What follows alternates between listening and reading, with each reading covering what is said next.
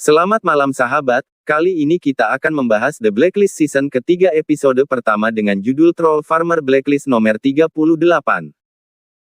Adegan dimulai dengan FBI yang memburu Elizabeth Kane atas kasus pembunuhan Jaksa Agung. Red dan Kane masuk dalam daftar buronan paling dicari FBI. Dan mulai kabur untuk menghindari penangkapan.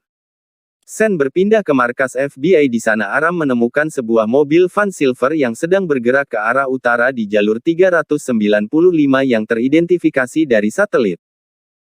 Leslar yang mendapat informasi tersebut lalu menugaskan anggotanya untuk mengirimkan helikopter dan meminta bantuan polisi setempat untuk menghentikan aktivitas lalu lintas di area tersebut.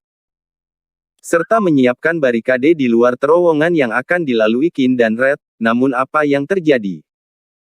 FBI kehilangan jejak mobil van tersebut seperti apa yang dikatakan oleh agen Navabi, mereka masuk tapi mereka tak pernah keluar-keluar. Tak mungkin mereka hilang begitu saja. Di situ Aram menunjukkan analisanya, tentu saja itu adalah trik Reddington. Sen berganti pada Reddington dan Kane yang berhasil lolos dari hadangan polisi dan mencoba melakukan penyamaran dengan memakai seragam polisi lengkap dengan mobilnya.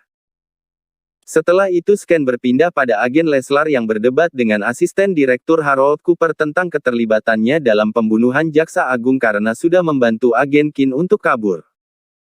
Terus Sen berpindah pada Red dan Kane yang mendatangi rekannya di sebuah bar yang memiliki tempat persembunyian di bawah tanah.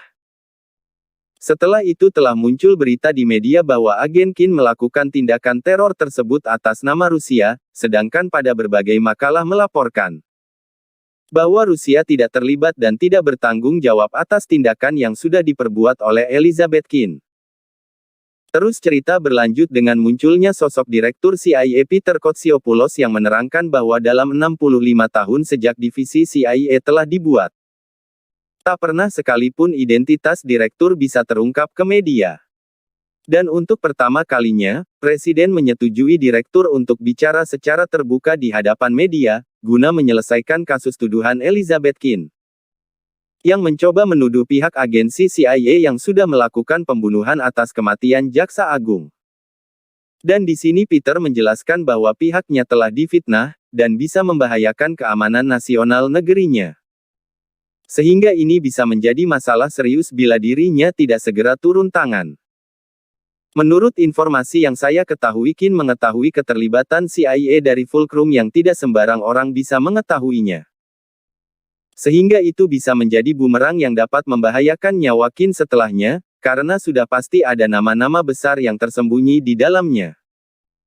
Terlihat Kane yang mulai gelisah karena telah dituduh menjadi mata-mata Rusia, karena sebelumnya ibu Kane adalah mata-mata Rusia. Di sini Reddington mencoba untuk menghibur Kane, dan memintanya untuk tetap tenang dan bersabar. Nampak Mattes yang mendatangi Peter dan mencoba mengertak Peter atas apa yang telah terjadi. Dia berkata bahwa Peter seperti menari di pinggir silet, dan bahwa setiap nafasmu adalah atas kebijaksanaan kami, dan di situ Peter merasa seperti tertekan. Bisa disimpulkan bahwa Mattes adalah sosok yang berbahaya. Setelah itu kita ditunjukkan Mattes yang mulai bergerak dengan mengincar bawahan dari Reddington yaitu Dembe, dengan mencoba untuk menculik cucu Dembe yang masih balita. Dembe yang mengetahui kabar tersebut langsung mendatangi Mattes, dan Dembe dengan mudah menaklukkan anak buah Mattes, untuk mencoba bertemu langsung dengan Mattes. Di situ Mattes terlihat tenang sambil menikmati makanannya. Setelah itu Mattes menunjukkan pada Dembe bahwa cucunya telah dikembalikan. Di situ Mattes memuji reputasi Dembe, bahwa Dembe orang yang selalu menepati janji. Dan rela melakukan apapun untuk melepaskan cucunya. Setelah kata-kata manis dari Mattes, dengan sadar Dembe disuruh menghirup obat bius yang diberikan kepadanya. Setelah itu Sen berganti pada Leslar yang berhasil melacak keberadaan Kane dan Reddington tapi mereka bisa kembali meloloskan diri dengan mudah. Reddington mencoba kembali menghubungi Troll Farmer. Dia menjelaskan pada Kane bahwa Troll Farmer biasa menggunakan media sosial untuk melakukan kampanye yang sangat terkoordinasi atas nama pemerintah, pelobi, perusahaan dan sindikat kejahatan. Dia menguasai seni perang informasi, dengan menciptakan peristiwa hoaks maya, yang dirancang untuk membuat kecemasan publik yang nyata. Dan nampak Reddington mendatangi kediaman Bo Chang yang dijuluki Troll Farmer. Dan memintanya untuk membuat rekayasa digital sebagai pengalihan karena dirinya dan Ken ingin segera pergi ke luar kota. Dan pada akhirnya FBI telah memakan umpannya dengan mengira Ken dan Reddington sedang berada di jalan Shaw Neighborhood. Dan FBI pun segera bergegas untuk melakukan penangkapan pada kedua buronan tersebut. Tapi seperti yang sudah kita duga, FBI telah tertipu dengan perbuatan Reddington, tapi tidak lama Leslar telah menyadarinya bahwa itu hanya sebuah pengalihan dari Reddington. Dan meminta anggotanya untuk lebih memperketat penjagaan di area selatan. Karena lokasi yang berhasil dilacak Aram menunjukkan keberadaan Ken dan Reddington yang sedang berada di 5 tempat berbeda di area utara.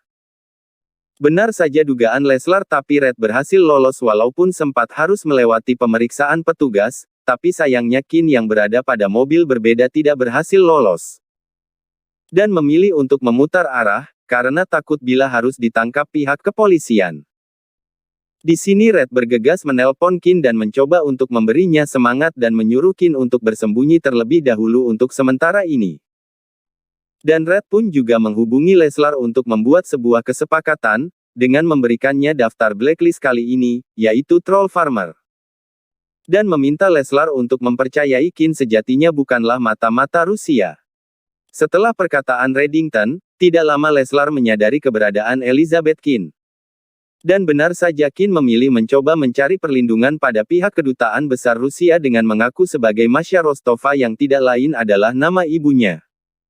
Seorang agen Rusia yang sedang mencari kekebalan diplomatik agar bisa menggagalkan usaha pihak FBI untuk menangkapnya. Ending yang sangat epik, yang membuat kita menjadi penasaran untuk segera menonton episode selanjutnya. Terus saksikan channel ini dan jangan lupa subscribe untuk membantu channel ini berkembang. Terima kasih sahabat atas waktunya. Sekian video saya kali ini, karena di dunia ini tidak ada yang selamanya, semua hal terjadi hanya untuk menjadi pelajaran yang berbeda.